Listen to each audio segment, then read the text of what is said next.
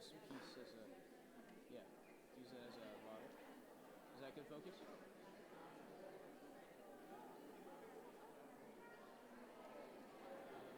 Let me find a good subject.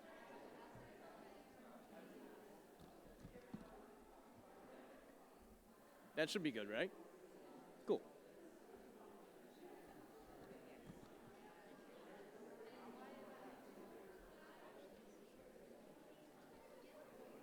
So,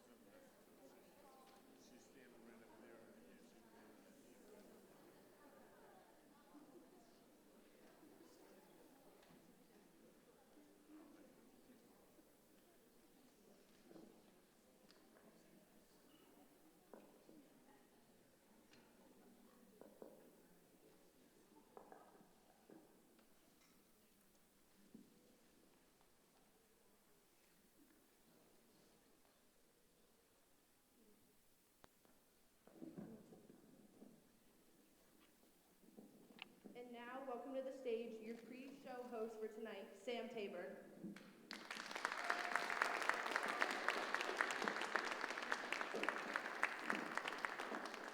Good evening, ladies and gentlemen. Welcome to the Prospect Mountain High School Auditorium.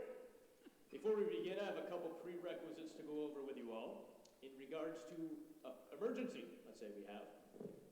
Fire exits are located right there in the front left, front right, and rear of the auditorium. Also, please note flash photography is prohibited at all times. It'll distract the folks on the stage. Maybe. And now, this is the most important part. We have new carpets in here. So if you have anything other than, water, please don't spill. That's important. We don't want to ruin these rugs. And also, for your cell phone ringers, I don't want to hear the iPhone ringtone going off in the middle of our play. So if you could double check, maybe triple check. If you already checked like 5 times, check again. And now, ladies and gentlemen, without further ado, may I present to you all Prospect Mountain High School's Exhibit This and hold your applause.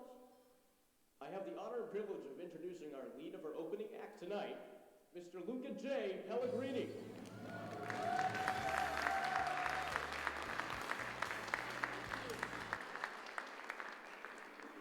What do you have to say, Luca? Tonight's performance has been put together by many young and talented actors, all of whom have worked very hard to push what this is along.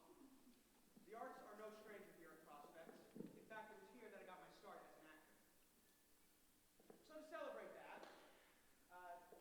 before the show, me and the cast would like to perform an act of normal, one that was taught to me by Prospect's very own Brian Stewart, right here on this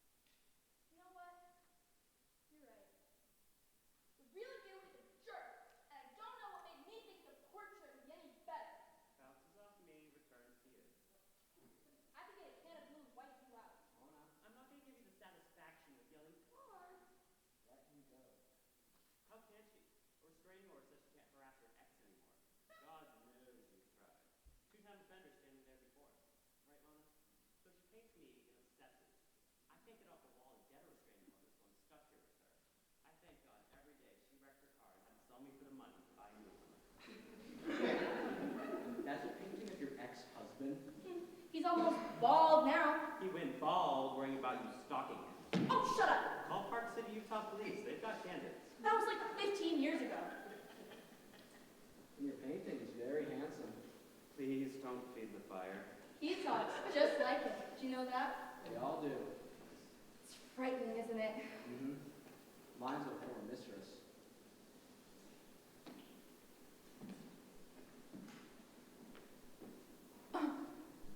Really? Mm-hmm. Had to break it off quickly. She called my wife. Didn't know you were married. Was for a year.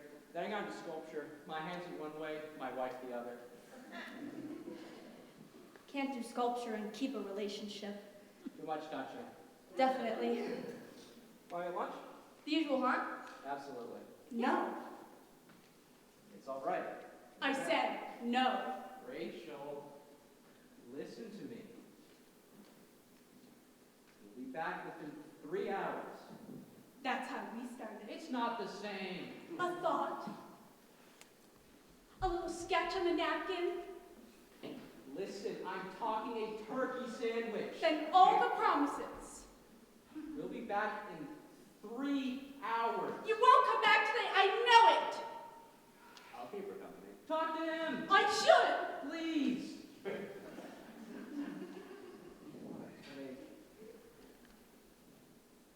He doesn't care. They're all like that. I know he likes her. They pay us for their needs. They don't care what we need. I need him. You need a man. He talks so much. You need a one-dimensional man. I don't know what you mean. I mean, ever since I've been hanging here, I've been looking at you. That's not true. Oh, it is true. No. I can't get my eyes off you either. Really? Yeah. Everyone that walks in this room gravitates toward you. No. Oh, you make my frame shake. Say it again. You make my frame shake. Why? Say it again. Ooh, you make my frame shake. I don't know how you say that. Now, are you a watercolor or pastel? Baby, I'm in oil. Me too.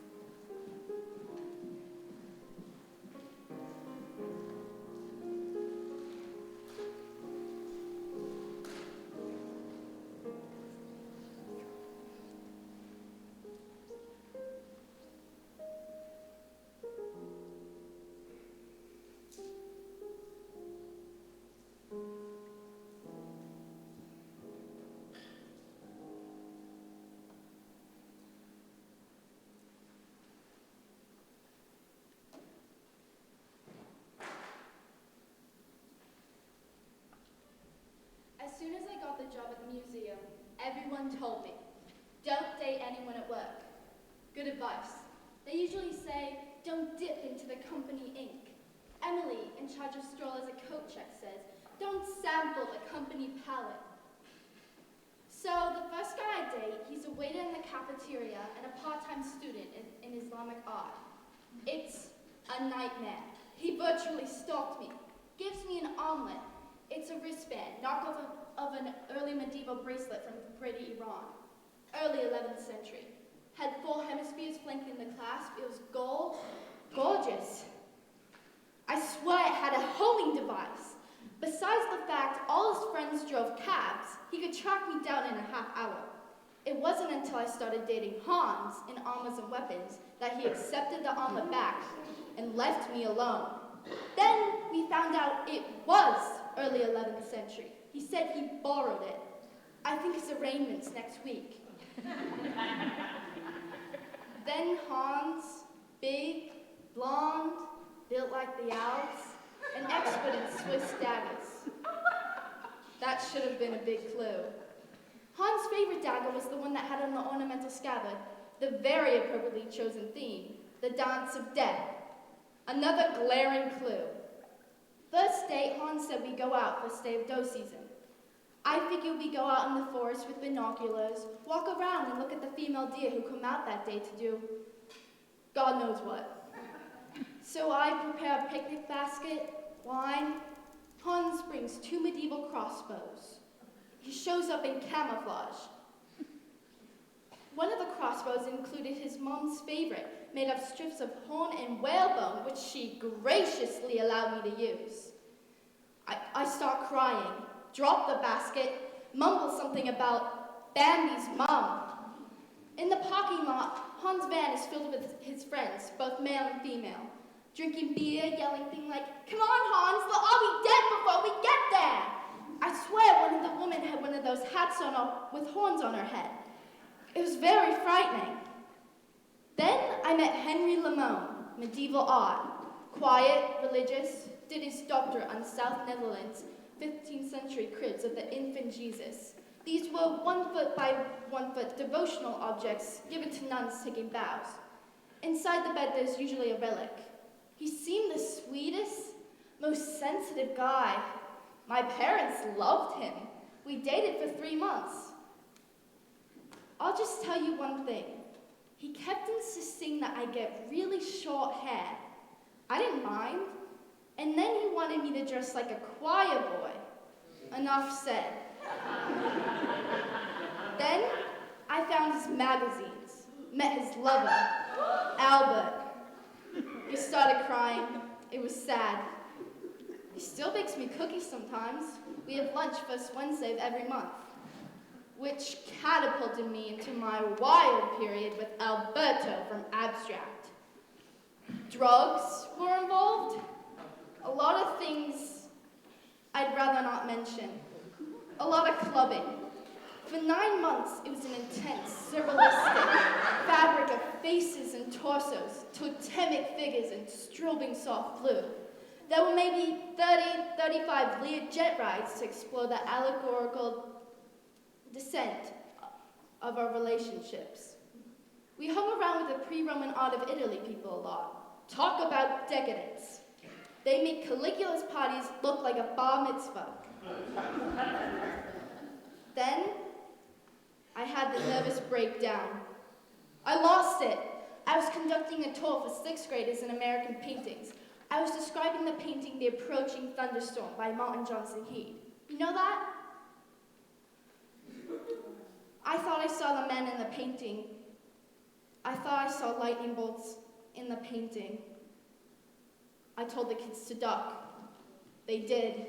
Then I thought the men in the picture turned around and screamed, "Run for your life!" So I screamed, "Run for your lives!" They ran, I ran. I hid behind the giant Emmanuel Gottlieb Lutz painting, Washington crossing the Delaware. They called the police. I wouldn't come out. A crowd formed. The stalker waiter guy was the first person there. I started screaming. Then Hans appeared and tried to pry my hands loose. I started kicking. Then Alberto tried to get me to drink a mild sedative. I knocked the drink out of his hands. Henry, remember Henry from medieval art? Well, Henry actually came behind the canvas and calmed me down a bit until Emily. Remember Emily? She's in charge of strollers at Kochek. Well, Emily convinced me to get into a wheelchair and she'd roll me away to safety. I agreed. I'm out on disability. I'm now dating a guy in the American wing, tall, very conservative. He thinks Victorian Rococo Revival love seats are radical. He's about as much fun as a colonial clock. But I just met Zeke. He's cute. He's an astronomer at one of the nearby planetariums. He's way out there. Wears a cape, has a staff with Galileo's face on it. Pretty neat, huh? I don't know. Maybe Emily's right. I shouldn't sample the company palette. Maybe I should expand myself to the universe. But I can't afford another breakdown. I'll have to think about this.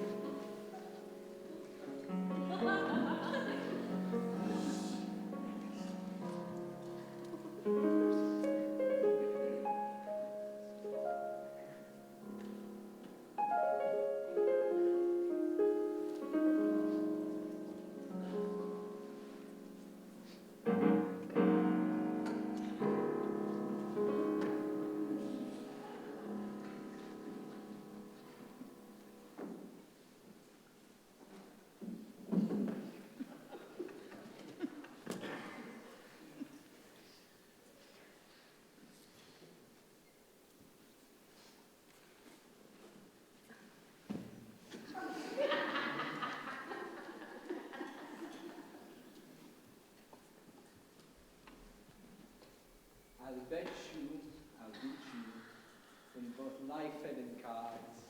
I'm calling you. I'll bet you that I'm not the forgery. Yeah, well, it ain't us. Well, I'm surely not the forgery. Not the forgery. Steve said it also. What does Steven know? He's just a guard. Just a guard.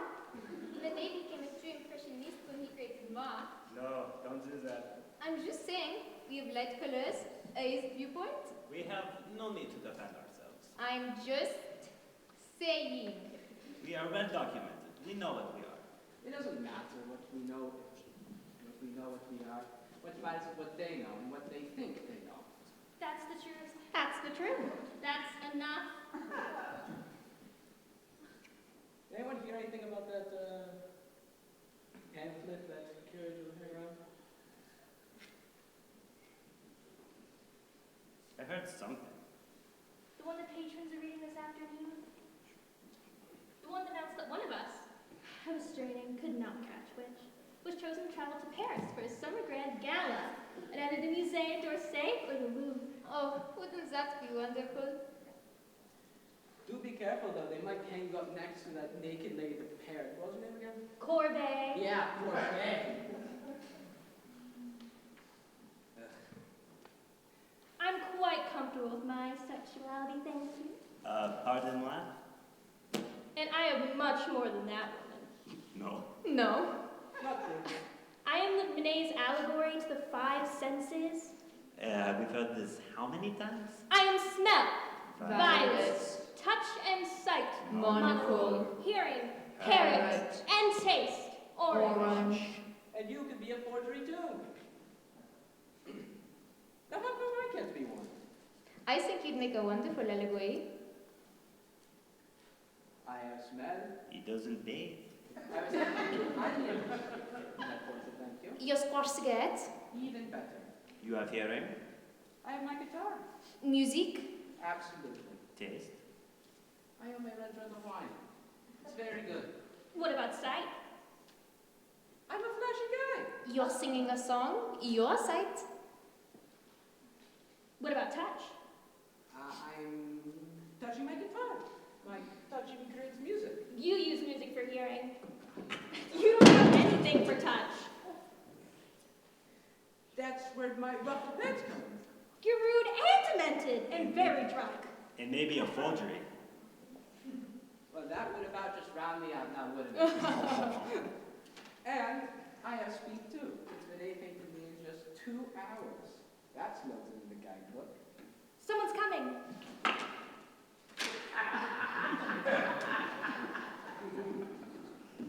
Steve! Steve! Get back in your frame. The curator's gonna be here any minute. This time of night? It's important. You can't wait till morning? They're making the move before the museum opens. What move? 2 moves. Oh mon Dieu. Is it us, Steve? I don't know. You'll know. I honestly don't know. You have aimed. Honest to God. All I saw on the paper were the words, the Forge Manet. That's all I saw. I told everyone. In this room. It's in this room. You're positive? Yes. And it's one of you. And the one that's going to Paris for the summer? Again, all I know is it's one of you. This room, only the 3 of you. It's gotta be one of you. I can't take the tension. Again, all I know is it's one of you. It was in the curator's newsletter. But he's on his way and he wants both paintings moved before we open. What moves? He gave me 2 sheets. What sheets? This white one goes over the one to Paris. And the black? The other. It's a shroud! He's taking the stairs. I took the elevator. He's gonna tell me which. Now please get back in your frames. It's beyond my control. I have nothing to do with this. You know I'd do anything for any of you. There's nothing I can do. Oh no, here he comes. Stephen, you have the sheets? Yes, sir. All right, let me see. The white sheet, which is a painting that will accompany me to Paris, please put over Miss Victorine. The one with the parents, sir? Yes, Victorine will be meeting her other 3 selves. She posed for Monet's Olympia. Have you ever seen that, Stephen? No. In the Musée d'Orsay? I'd hope to someday, sir. She's as naked as a babe. I'd like to see that, sir. And also for Les Déjeuners Saleux, you know, the summer at the Musée d'Orsay. It's sort of a triptych of Vic. All right, I'll be right back. It can't be. I'm going to Paris! It's not Going to right. Paris. It's yes, we're wrong. going back. Going back. Hey, you shut that parrot up, Vicky! And since when were we bastions of etiquette? Just cool it for a few minutes, all right? Oh, he's coming back. All right, Stephen, where were we? At the forgery, sir. What are you talking about? I'm sorry, sir. I thought I saw it on your notepad, and then when you told me to get the 2 sheets, I felt I confirmed it. Stephen, where on my notepad does it say forgery? It says the Forge Manet. My notepad says the forced Monet. Are you sure it's not a G, sir? F-O-R-G? F-O-R-C. Forced. The Spanish singer is going to Paris for an exhibit on what I call forced work deliberately created in one sitting. Did you know, Stephen, this painting was created in 2 hours by Monet? I heard. Speed. That's what separates this painting from the rest. Oh, really, sir? Yeah, his fingers moving, his leg up. That's what separates a lot of the forest works. He's vibrant. Oh, he is. Put the black sheet on our Spanish friend. Yes, sir. See you tomorrow, Steve. See you tomorrow, sir. Now I know what you're all thinking. What a dope I am, and you're right. And I'm sorry. I'm very sorry. Get the lights. You put us through I said I'm sorry. Thank you, Oh, wait a minute. Listen.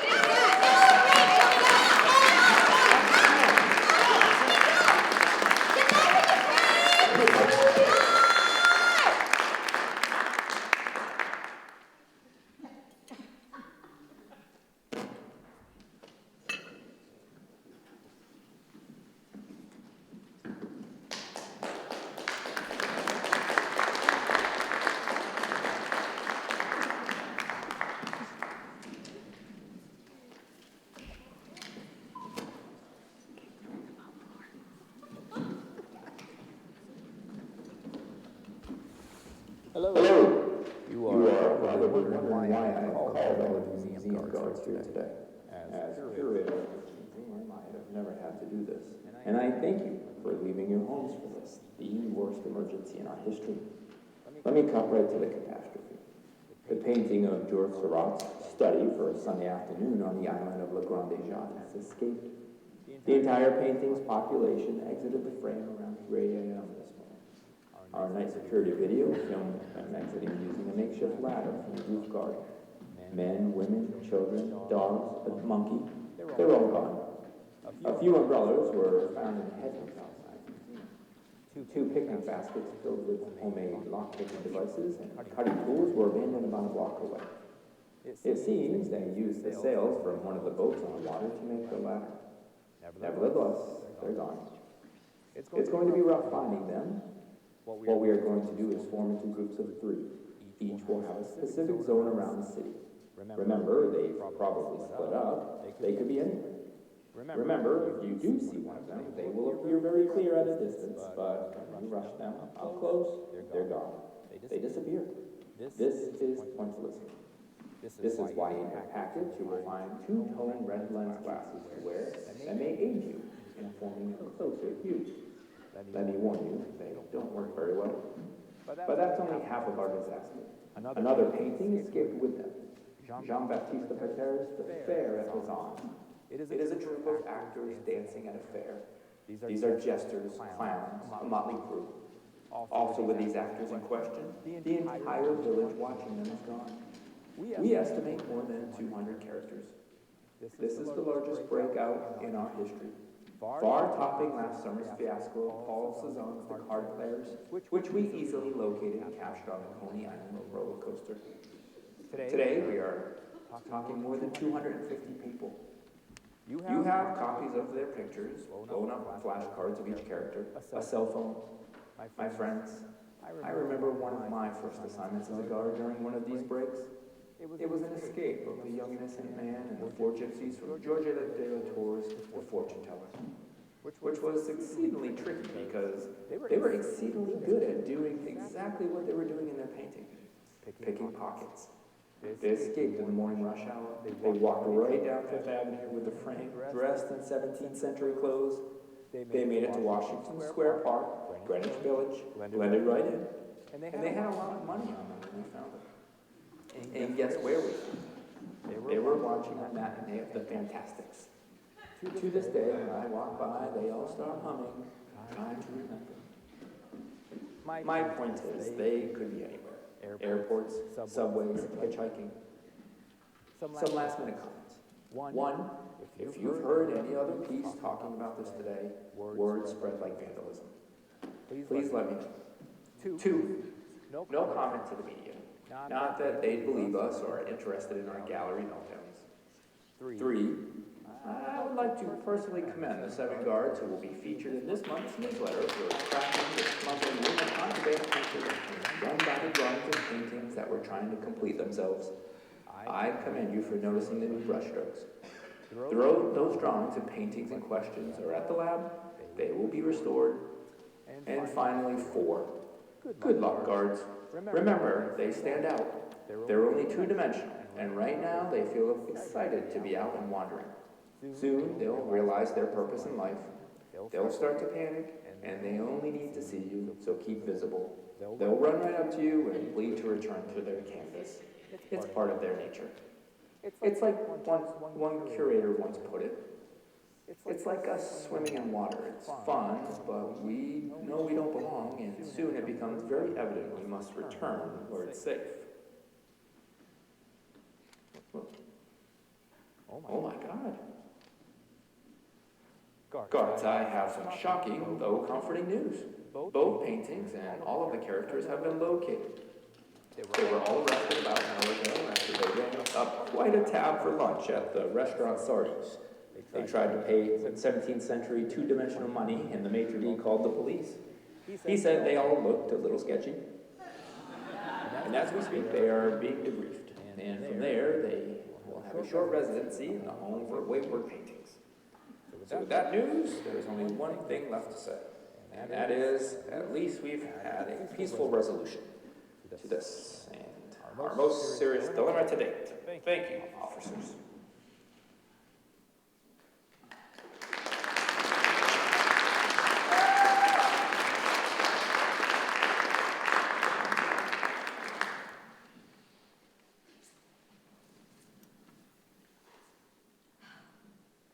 I'm going to talk to the curator of this museum.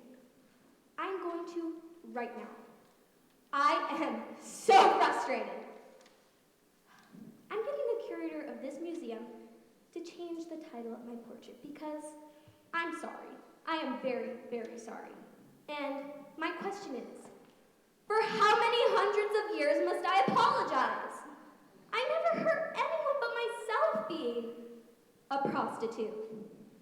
Yet why am I the focal point of repentance for this entire civilization? Why am I the archetypal sinner, the whipping girl of don't let your daughter be this? And I feel it is because of the title of my portrait. The Penitent Magdalene. Penitent, feeling of remorse for sins committed. Now that brands me. My only solace is that my painter, Georges de la Tour, chose to only paint the side of my face. I'm very glad you don't see my entire face. Even in the mirror I stare into, you cannot see my entire face. Thank you, Georges. Quite frankly, I'm ashamed of what I did and who I was. But is that really what this painting is about?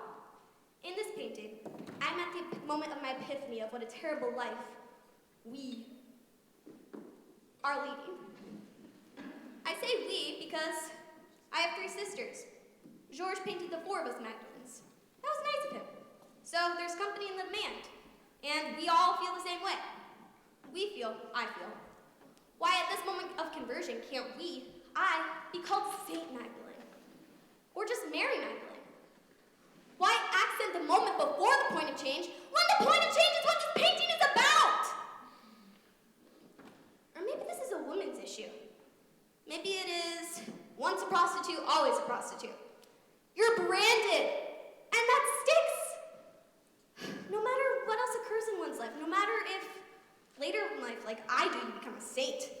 Oh no, you still have to wear the prostitute name tag over the saint one?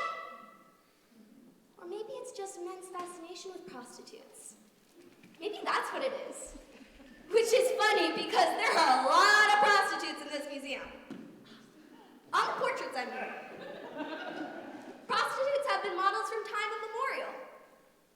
You'd be amazed at the breakdown of women painted in what they are. Wives, a few. Mothers, a couple. But prostitutes, a lot.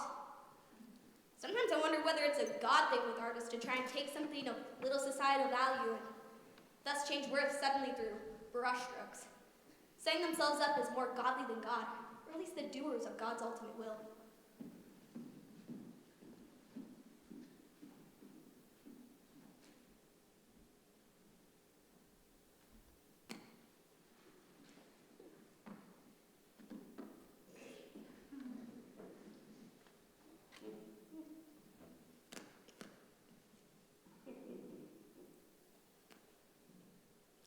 I've been thinking about a lot of things like this. Ever since that moment of realization of the painting the mirror that Georges painted me at. Anyway, so much about epiphanies and painted ladies.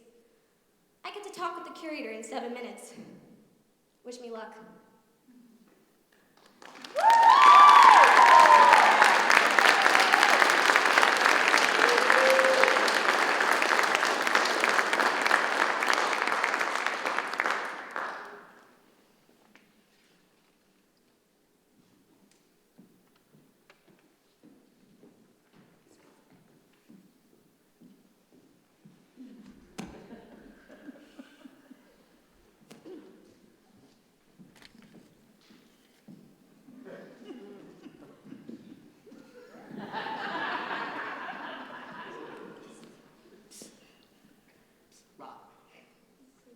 Hey, Rob, listen to me. Rob, listen, this is an important day. Rob, listen to me. Wake up, Rob. Oh, please. This is an important day. What is it? When our manager gets here, I want you to tell him 3 things. You tell him. I'm the queen. All right, he's our agent. He's a common man, that's what he is. You're a sack of bones in a box. Get used to it. That was very mean. It's very true. Oh, you're getting meaner every day. It's because I'm on tour with you. What? No more college tours. That's where I'm going. No, you're not. They love me there. There's too many people. They fog up my glass. I love people. Sure you do. Too many. I'm through with college tours. Oh, the college girls. Rob, you're 6,000 years old. And embalmed. I can look. And every college wants a clipping for their lab. What's a sample? They don't do that to musicians. We're different. Comedians don't have to give scrapings. It's part of our charm. That one nerdy-looking guy at the Florida College, when nobody was looking, he took 2 strands of hair. What can I say? Our agent left the room.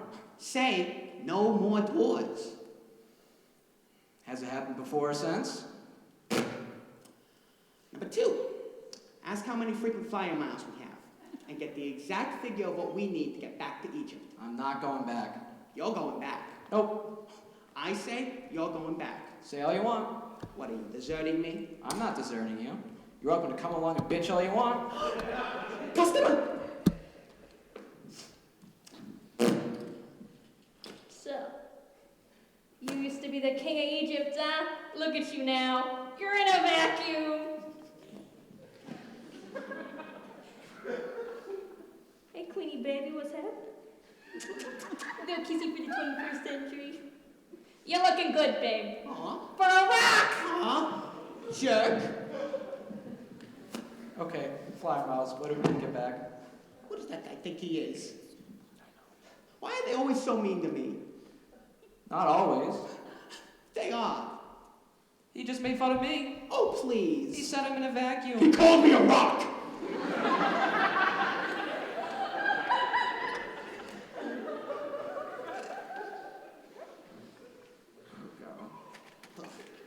And that, These are people who scream at athletes. I'm not an athlete. They're a little closer. Oh, yeah, and that little, welcome to the 21st century. Who does he think he is? You know what, they treat me like a slave girl who slept her way to this throne. Well, it's what you are. I'm going to sleep. Do you think they know that? Nope. Oh my God. Oh God, they know. The only ones who know are Dust and a couple preserved cats. Don't tell me number 30 you want your cats back. I'm allergic. That's final. Oh God. They know. Oh God, they know and they hate me. They hate me now even more than ever.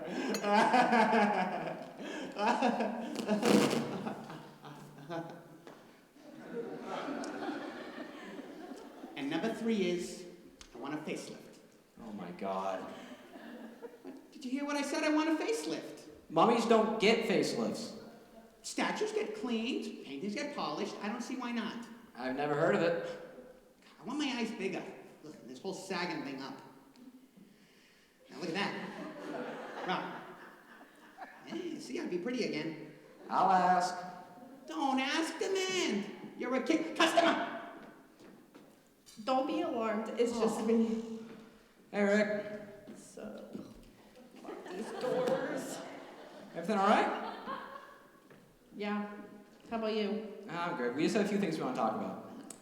That's what our yearly meeting's for. You tell me your dreams, regrets, I'll tell you mine. All right, we have 2 things. 3, actually. Very good. Though, before that, you should know that you have absolutely no advanced bookings for next year. What? None. Why not? The British Museum and the Egyptian government just unearthed in the Valley of the Kings the tomb of the preserved cats. So? At least that's what they're calling it. Who wants to see cats? Everyone. Everyone wants to see cats? It's a big production. They have toys, handbags. And what about us? Yeah. He's the king. What can I say? I'm the queen. Cats are in. No universities? None. Colleges? Small colleges? None. Tiny Southern women's schools? There are so many tours. They've taken individual ones, broken them off, so there's nothing in your field of art this year. People, all the people in the world, only want to see cats. The four-legged creatures. The money's flying. Wait a minute, there's nothing. Is she gonna put us back in storage? Not storage! Oh God, the You're dust! not going to the storage. odors, the darkness! You're not going to storage! To a trick! Please. You're not going to storage because I have a tremendous tour for you. Huh? I thought you said there weren't any. There aren't. Then how can we go on one? Because you are going to be the king and queen of our 200 college and university Tomb of the Preserved Cats tour? No! Yes! No! Is that a yes or a no? It's a yes! No! No! Oh, freak.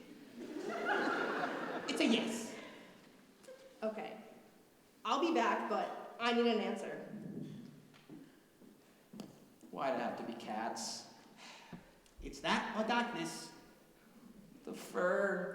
No life, no sound. It gets in my nose. God knows when someone will find us down there, Rob. We're secondary to felines. It's a life. I get itchy. Scratch it. Very itchy. You can see college girls. I get rashes. I just got a call and I gotta go. But I need an answer. How many cats? 2,463? That's a lot of cats. We'll take it. This time tomorrow, meet me here. But then, where are you gonna go, huh?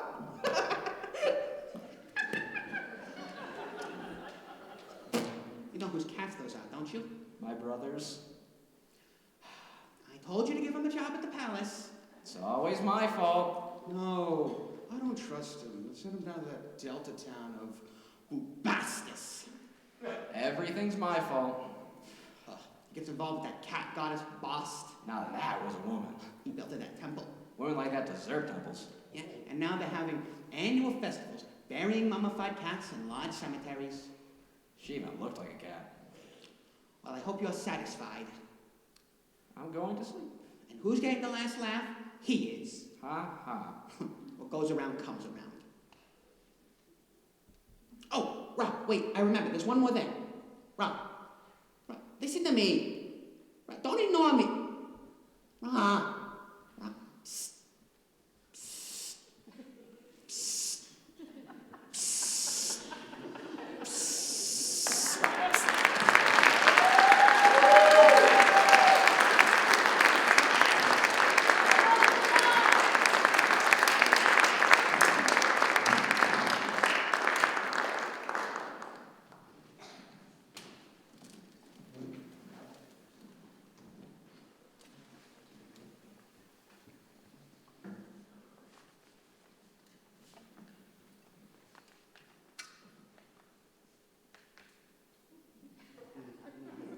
Okay, I know. Do we have to decide this tonight? Why do we have to decide this tonight? Well, I just thought if we're traveling to Italy in 4 months, do you really want to travel 4 months pregnant? I mean, what about morning sickness? Wouldn't it be better if we just wait till we got back? Hello? Hello?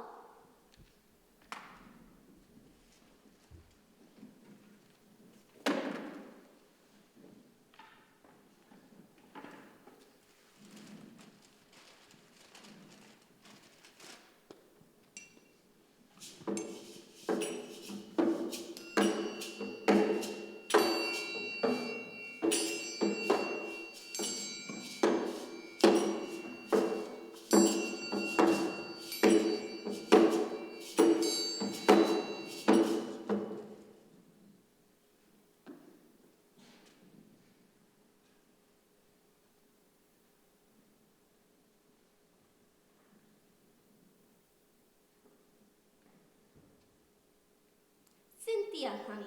I want to start a family too. But I just thought... Cynthia, you're overreacting. Yes, I hear your biological clock. No, I'm not being sarcastic. Hello? Hello?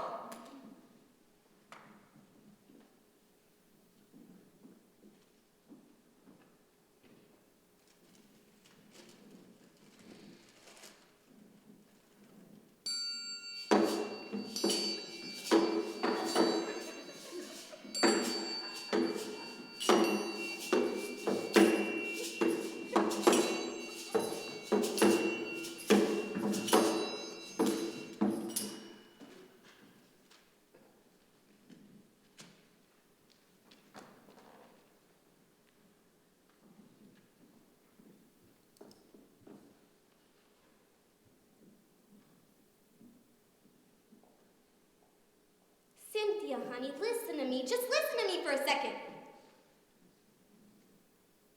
Really? Say that again.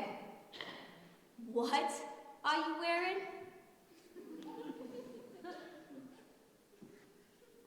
Wow.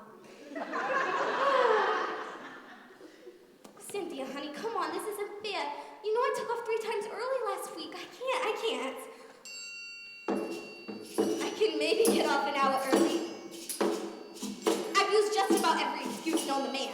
I wanna make the beats Cynthia, listen. with 2 beds. You're not really wearing that, are you? I wanna do Oh gosh, it's getting hot in here. what you wanna do too. Maybe I can tell them that I'm sick. I mean, I just got over being sick. You wanna do So it sounds.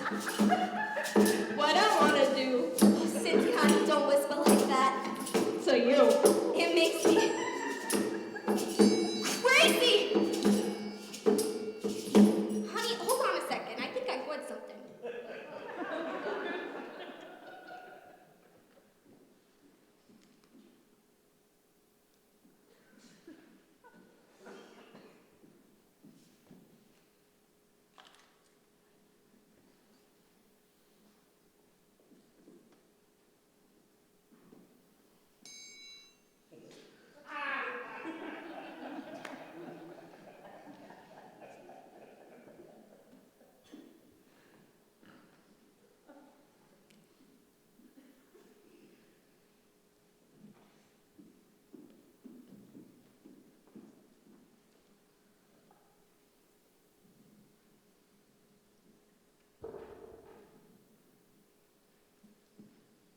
Cynthia, honey.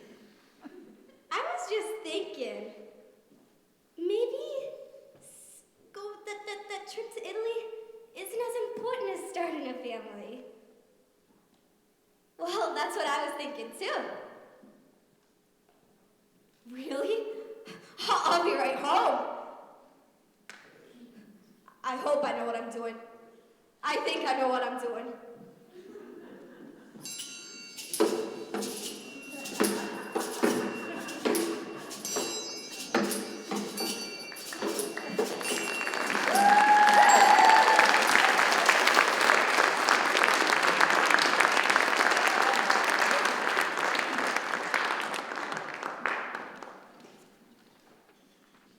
Hello? Ladies and gentlemen, a brief 10-minute intermission will now begin. If you don't know where the bathrooms are, they're right out that rear door over there. And yeah, let's see, starting now, 10 minutes. What? Who? Oh, your shirt. Where is it?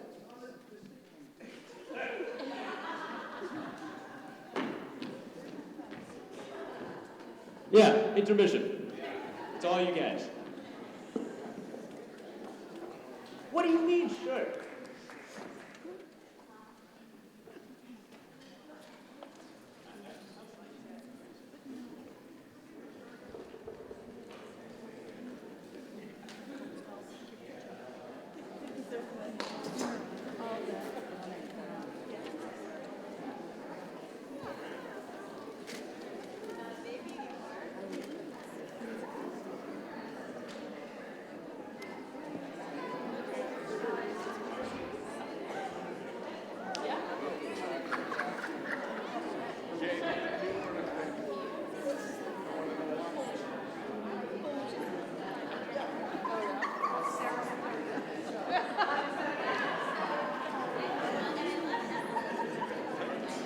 I'm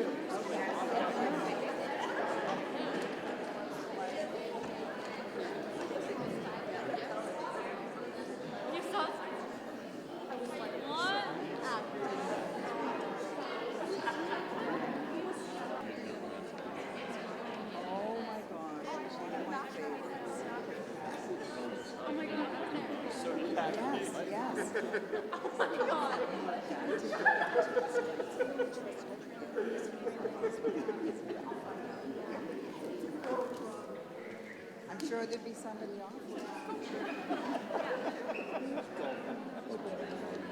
Okay.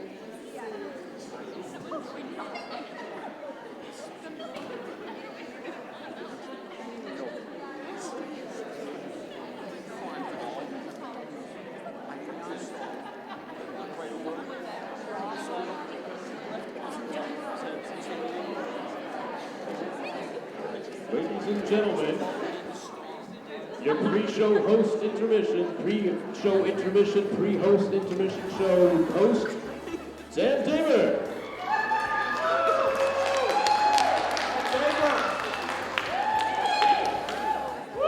I goofed up my words a little bit.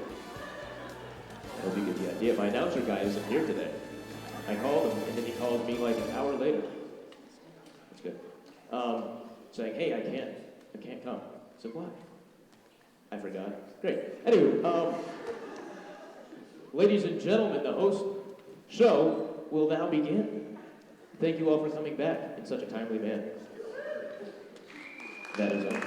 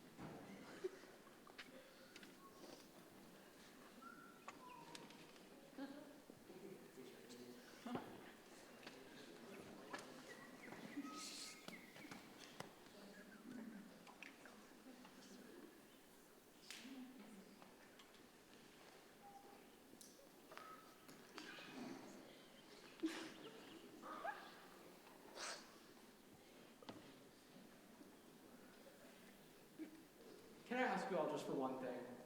That's it. Just one. Don't laugh. I know how much you might all want to, but if you could refrain, I appreciate it. Now, you're probably all asking yourself, who's this guy in front of us with the book, the wreath, and the skull doing? Trust me, been asking myself that same question for 400 years. Because, as you see today, I am not only one of the artists in this museum, but also one of the paintings in this museum. Most importantly today, however, I stand before you as the spokesperson for artists who have trapped themselves inside portraits. I asked you not to laugh. Didn't I? Didn't I?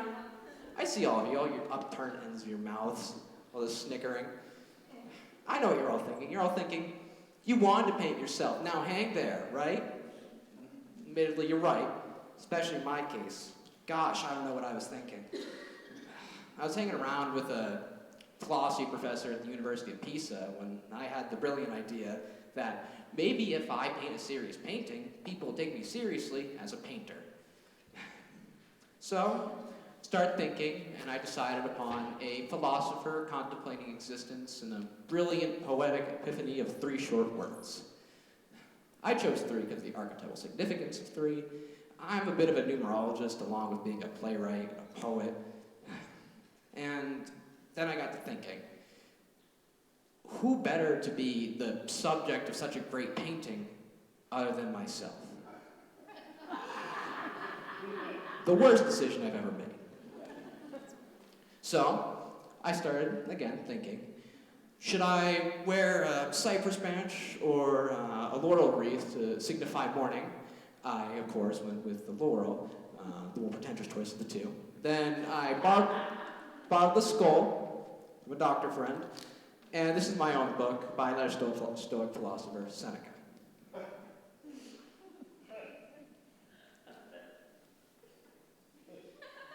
It's a sad, sad life. And if you want to come see me, my break's over 15 minutes, you'll actually be able to see that I am writing upon the skull, and I thank God every day that I decide to write in Greek. I wrote the words, "Behold, whither went."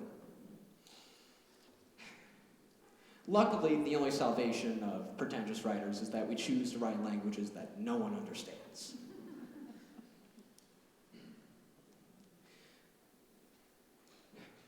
And if you are interested in talking to me, I would suggest you leave your card with the guard in the room. I love to talk to anyone after hours, especially about painting. Paintings about paintings, writing about writing, specifically about the artist and art as one. The chopped aesthetic, as we so like to call ourselves. Recently as well, we've been able to get a grant from the Alton Rotary Foundation to form a support group over at Pop's Clamshell. One of the few places in town devoid of all portraits. So, you should listen to what we have to say. Personally, I do run the group, but more personally, I need this group. So, if you yourself are a portrait drawn by someone else or yourself, or are thinking about drawing a portrait of someone else, or in the worst case scenario, of yourself, you need to listen to what we have to say. Because take it from a trapped aesthetic, it ain't fun.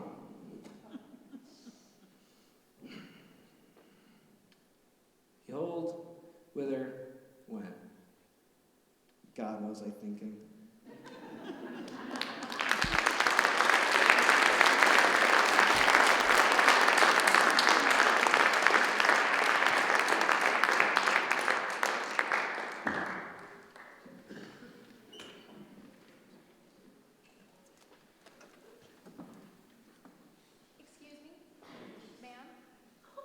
The red rope.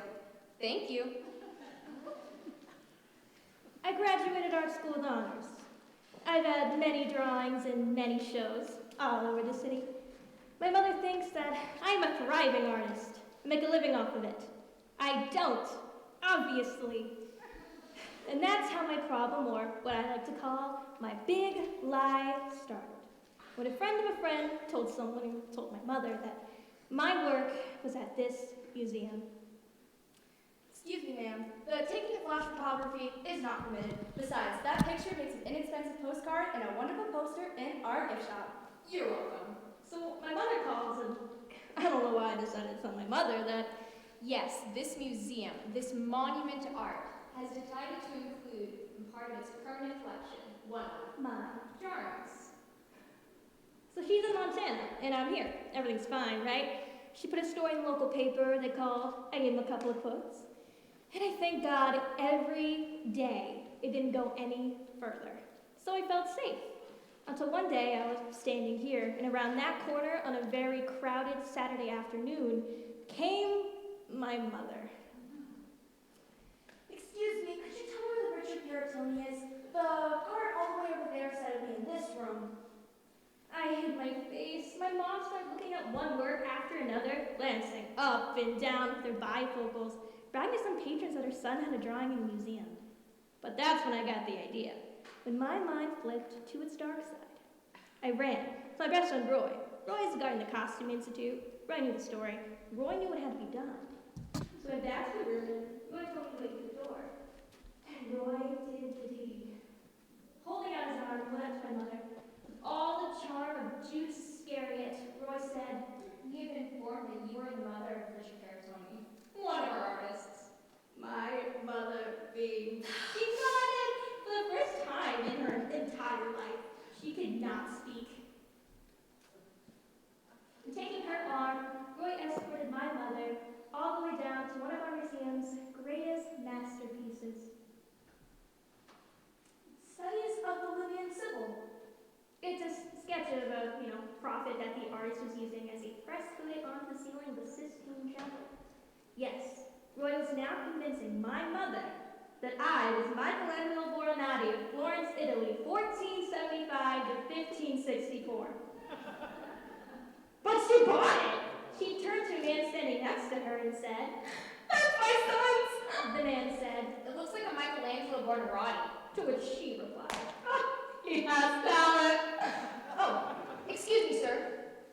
your wallet. Thank you. Roy took my mother to the cafeteria for a cappuccino in Danish. Even called her a cab. I am deeply indebted to Roy. That evening, my mother called me from her hotel. We had dinner. I listened to her story 5 times. And the next day, we took a taxi ride together to the airport. That's when, in the taxi ride home, I had my revelation. I came to the conclusion that I am not an artist, that I guard art, and I guard my mother from my lack of it. That is also when I realized that I have been cursed with the greatest curse of all, the curse of a little bit of talent. I'd have to keep going, but not enough to ever make anything happen. And I must tell you that that ride was the lowest point in my life. Until I arrived home. And there was a message on my answering machine. But the message was from the museum. And it said that the museum, this museum, has just decided to exhibit, as part of their local contemporary artist wing, one of my drawings. I was stunned. I started jumping up and down. I didn't know who to call. I couldn't call my mother. So I called Roy. Roy said, "So this time you want to go for the Rossetti or the Leonardo da Vinci?" And that was 1 month ago. And today is the first day that my drawing's on exhibit. I keep thinking that somebody someday might actually ask me for directions. You would? Well, sure. Go right down this corridor. Take a left, then all the way to the right. My drawing's a third on the right. And by the way, Thank you.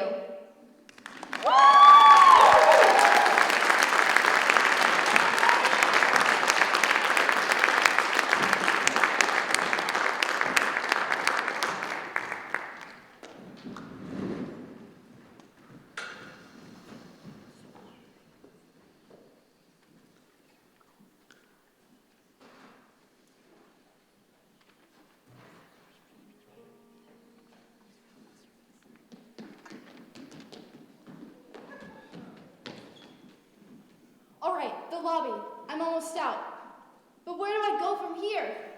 Now where's the phone that guy threw away?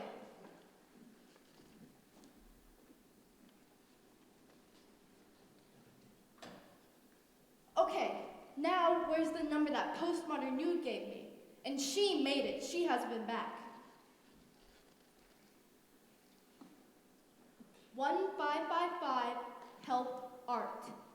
That's me. I need help, refuge. I'm on the lam now.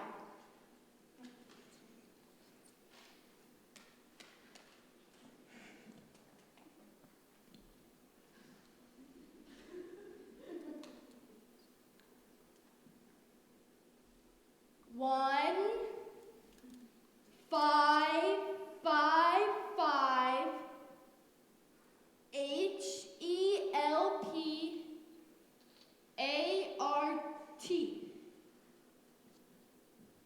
Okay, great. It's ringing. Because I'm tired of reaching for the hemlock, pontificating with my finger in the air. Hello? This is Socrates. From the painting, The Death of Socrates. Hello. I'd like to switch from drinking hemlock to exile. I'm going with exile. I mean, how bad could it be? You have reached the automated information system of Art Help, the helpful system with your personal art needs in our system. If you are calling because you are running away from your museum, press 1. If you wish to return to your museum, press 2.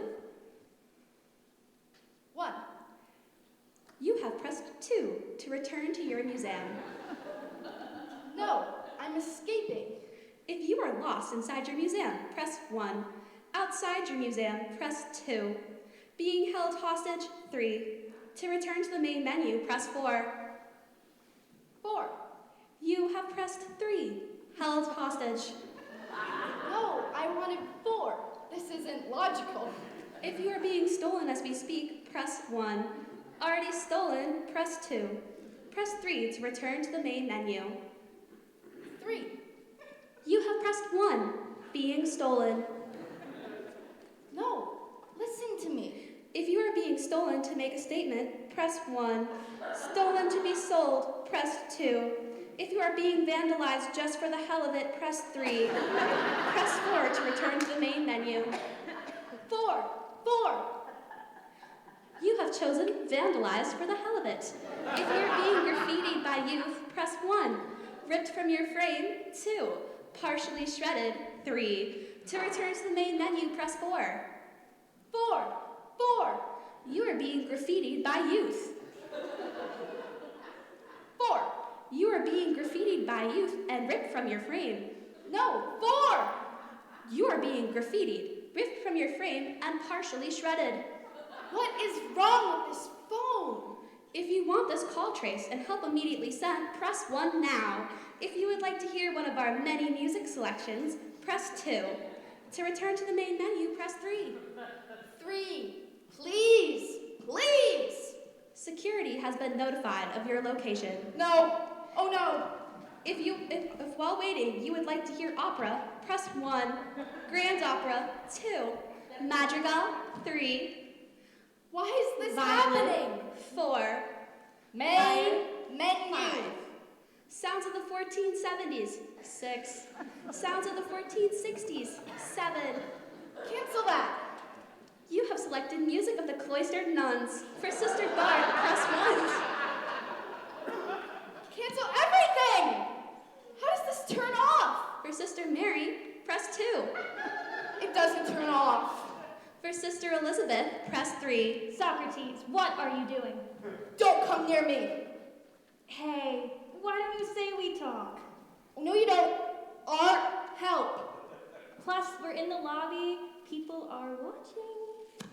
1555 HELPART.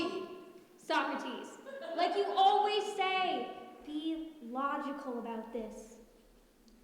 Hello, this is Socrates. Greek philosopher, French painting. I'm in the lobby, a public place. I'm declaring asylum. Hello. You have reached the automated information system of Art Help. Socrates.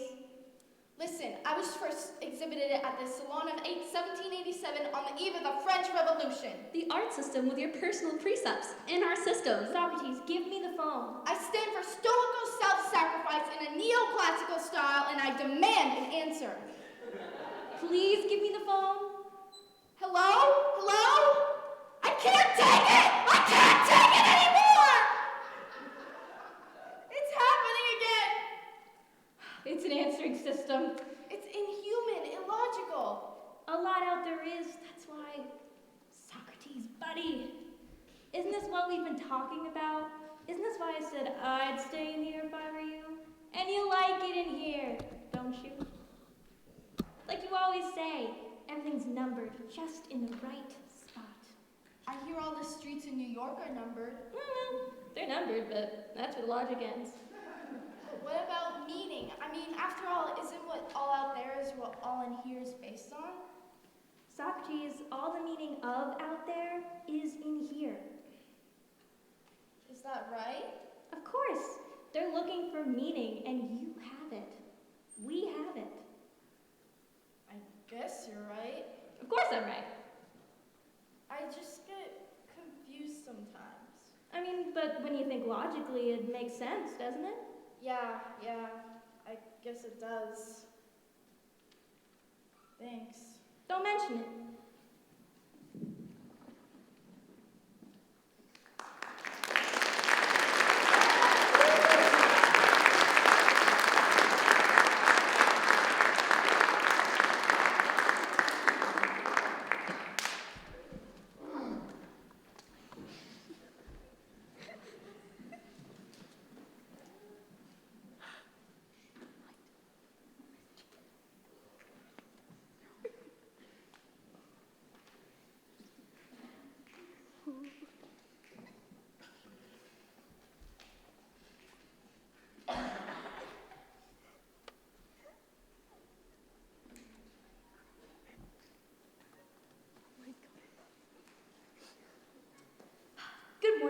Good morning, everyone.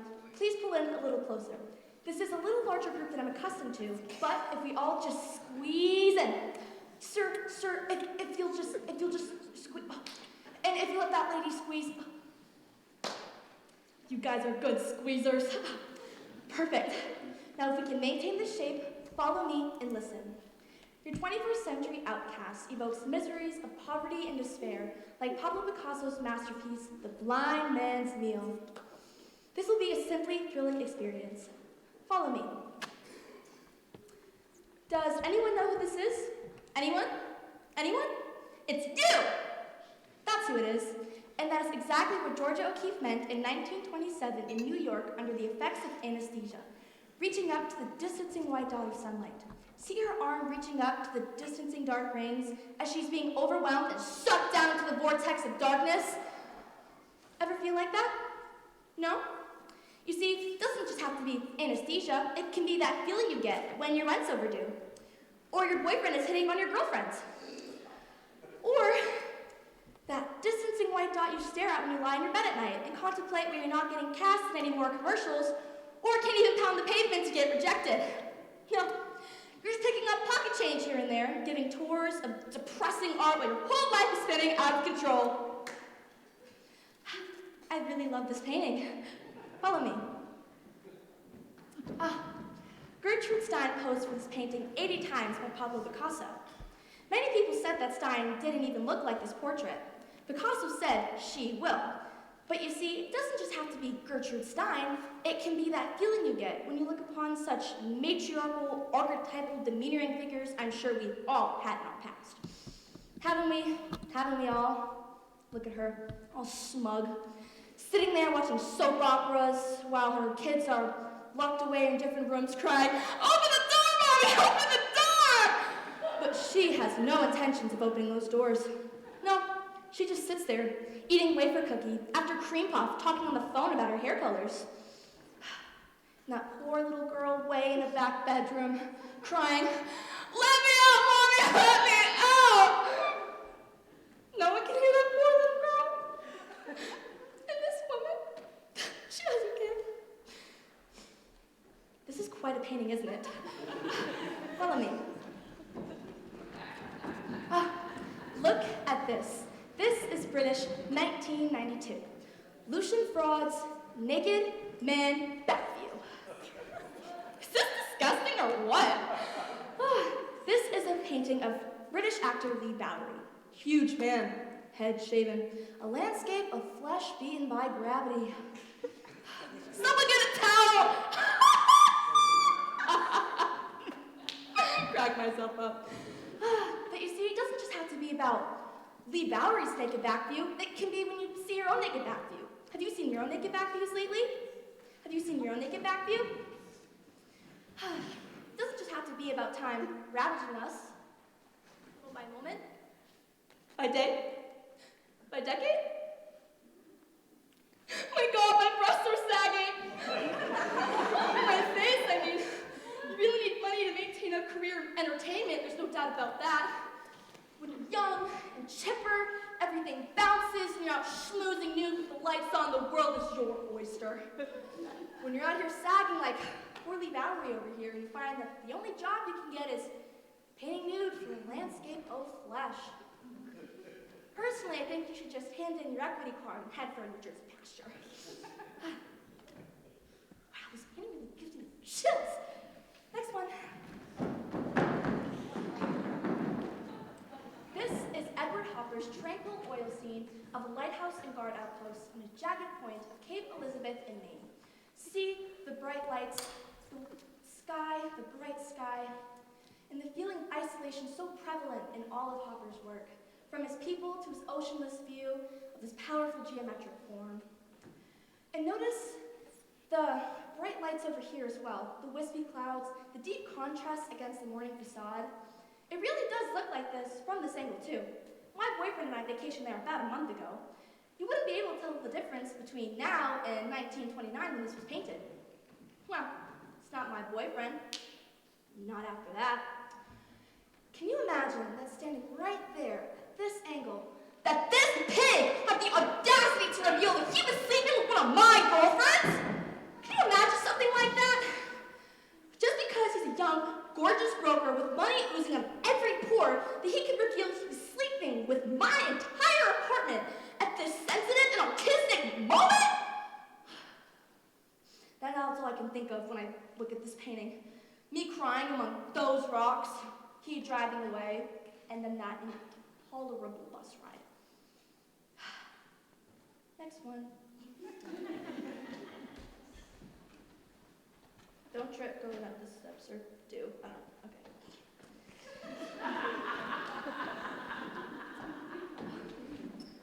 Tennis at Newport. George Bellows, 1919. I should have gone there. My sister invited me. But I figured that Maine with the hunk would be more calming. Imagine that. See? The tennis players in the foreground and how the emphasis is more on the spectators in the background. See the avid tennis fans cruising around in their gowns and parasols, much more interested on the spectators. Also see how they're much more interested on who's wearing what and whom on their arm, who's serving the insignificant ball. And believe me, it's just like that today. George Bellows was right in 1919, and if he attended with my sister and her corporate climber of a husband, with their 2 angelic brats, with another on the way, I might add, the same crap's happening. What the hell do they care? The money, the food, again, why the hell do they care? We're all married, plump little pigs. Makes me sick. This scene is so repulsive and so Republican. Let's just move on. This painting was at the casino in, yeah. Come on, keep up! It's such a migraine right now. The Terrace at Bernenay by Pierre Bonnard. Does it look like anyone influenced Pierre? Yes! Gauguin! More specifically, the idea that things should be represented symbolically with intense patterns and colors. Also notice Renoir's impressionism, of his impressionism and pointillism, which combined form the word intimist. And intimate this is, the lone woman waiting, like I was last Saturday night. The set table, the lone bottle of wine, drank about well, half of it at this point. I was waiting for our landlord, whom we invited to dinner. Nice guy, a little bit of a bookworm. We were so behind on the rent. 4 months. We didn't know what else to do. Oh, and also painted are 2 other women. One behind me, always helping, like my roommate Marissa. She's a stewardess. She gave up acting. It's really tragic. And painted all the way to the right is Ashley. My roommate and recent fornicator with my ex-brokerage beau. There she is, arriving late, as always, due to some personal crisis in her life because of her extreme beauty and lack of all moral certitude. And standing like a sacrificial lamb in the middle, that's me. And well, my roommates would be kind of mad because, well, he'd leave with me because he liked me. God, that was such a terrible night. At least we're all 1 month's credit on the rent. Oh God! What is happening in my life? Come on, keep up! Everybody keep up! Oh, onward, everyone onward.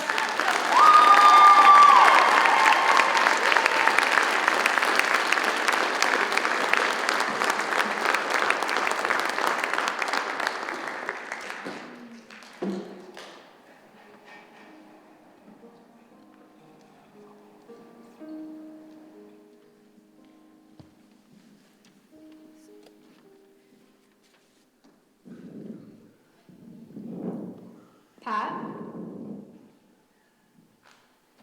Yes? do you know where you are? Yeah. Where are you? I'm in a painting. And what are you doing in the painting? Sitting on stage. Good. In a theater. And what do you see? An audience. Do they like you? They don't know what to think. Are you afraid? Well, I don't have any lines. There's no plot. They're not waiting for anything to happen. I think it's going to turn ugly soon. So you feel anxious? Yeah. Upset? A little. How am I going to keep them interested? They're going to start leaving. Why don't you tell them? You're an actor. They know that. Why don't you tell them they're not there? Because I think they are. Tell them! Go on. I have their attention. Just let me sit here for a minute with it. Pat, tell them what you want to tell them. I guess I should. This is your big moment. Okay.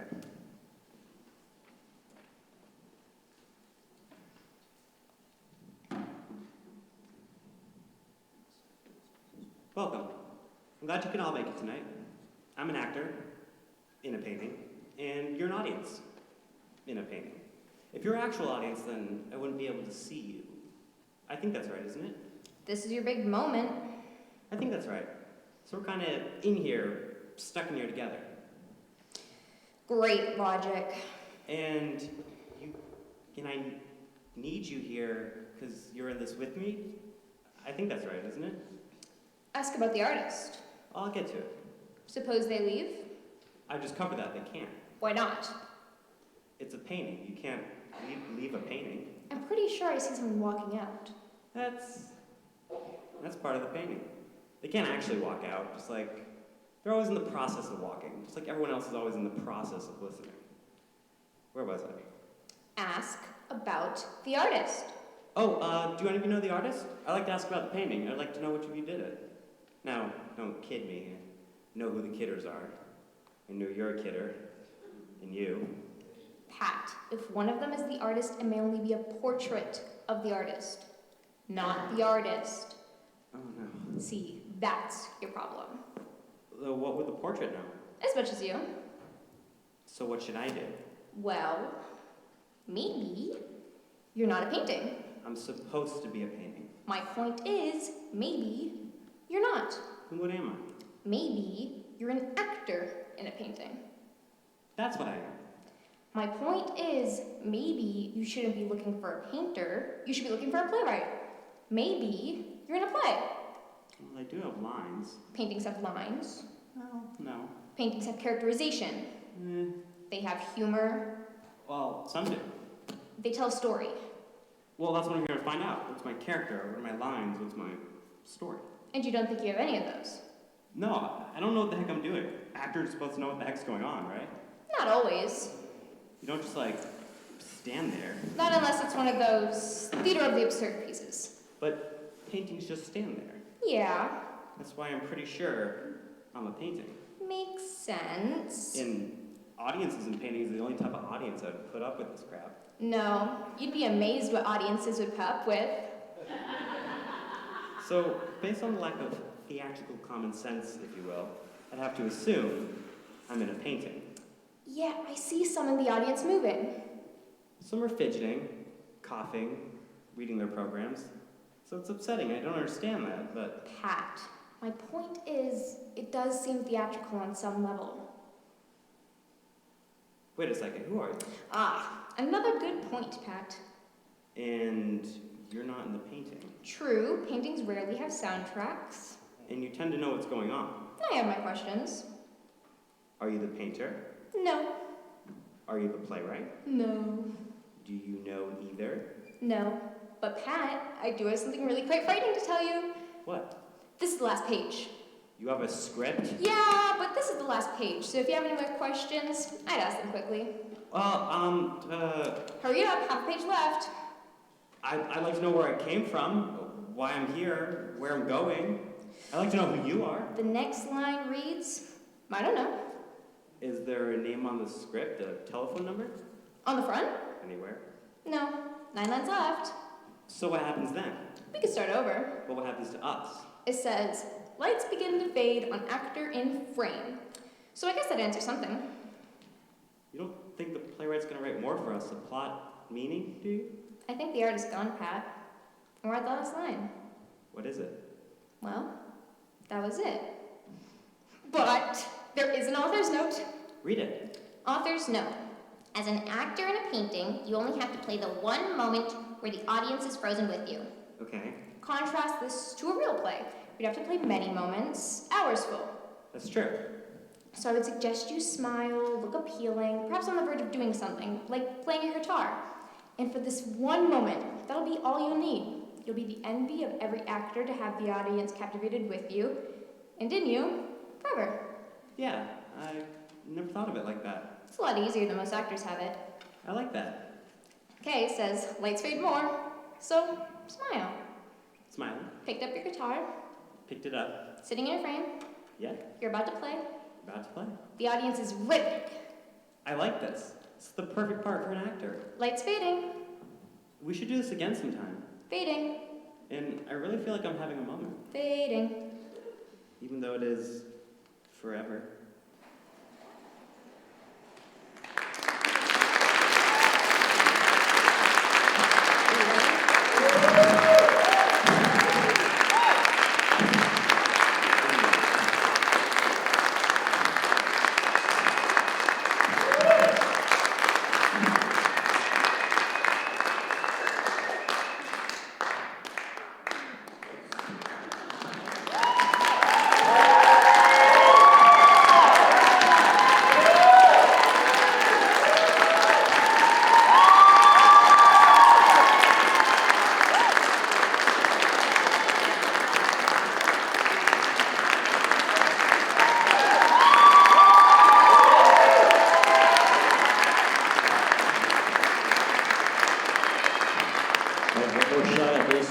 Ladies and gentlemen, your post-show host for this evening, Sam Tabor.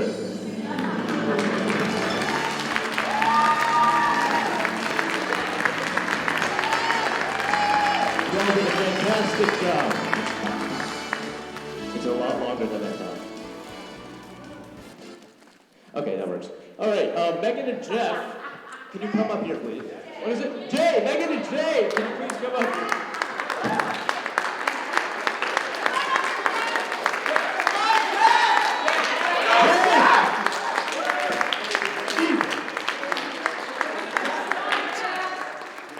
Listen, I don't know.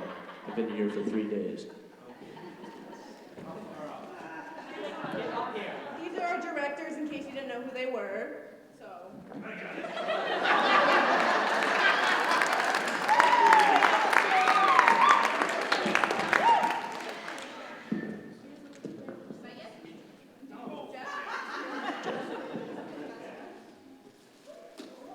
Oh.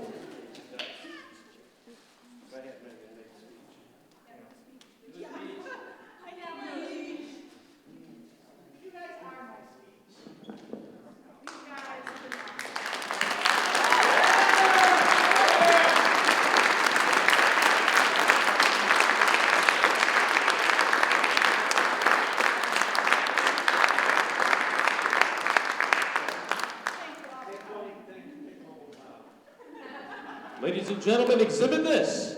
The cast members. Thank you all for coming out tonight. I know it's a little cold, but as always, thank you for coming.